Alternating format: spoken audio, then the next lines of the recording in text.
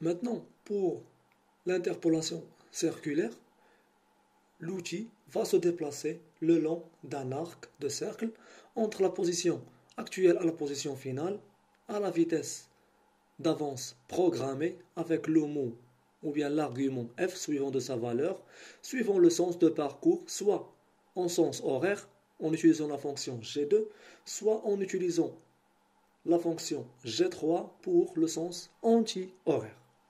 Prenons cet exemple-là. Donc pour le point A, c'est une programmation absolue. Donc l'outil va venir de l'origine mesure à une vitesse rapide, G0. Voilà. Pour les coordonnées de A, donc c'est x40. Donc on prendra le diamètre, x40, z 100.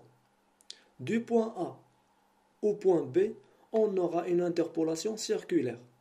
Donc ça veut dire l'outil fera un déplacement suivant un arc du point A au point B. Donc pour cela, on mettra, donc là, c'est le sens anti-horaire, donc on utilisera la fonction préparatoire G3, X, donc c'est 60, et pour Z, c'est 100 moins 10, c'est 90. Suivant, ensuite,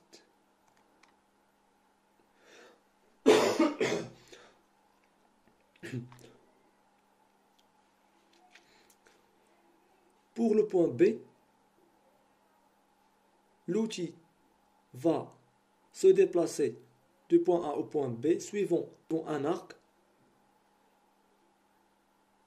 Donc, dans le sens anti-horaire, donc on utilisera la fonction préparatoire G3, X, donc c'est 60, on utilise le diamètre suivant X, et Z, c'est 90, c'est 100 moins 10, suivi du rayon de déplacement. Ou bien, on peut écrire les coordonnées des centres de cet arc, I et K. Donc la version finale de notre bloc sera N20, G3, X60, Z 90 et 40 et K 90. Pour le déplacement du point B au point C, donc c'est une interpolation linéaire à la vitesse programmée, on utilisera G1, G95, F.15, Z39. Donc pour X, c'est la même que le point B. Le déplacement de l'outil du point C au point D, donc c'est suivant un arc de rayon R2, donc c'est une interpolation circulaire sens horaire, donc on utilisera la fonction préparatoire G2, suivi des coordonnées du point D, qui sont X 90, Z 24 et R c'est 15. Ou bien G2, X 90, Z 24, I 90, là, K 39. K39, avec I et K sont les coordonnées du centre de l'arc.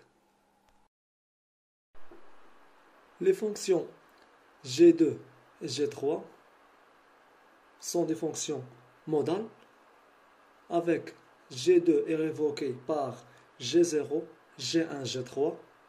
G3 est révoqué par G0, G1 et G2.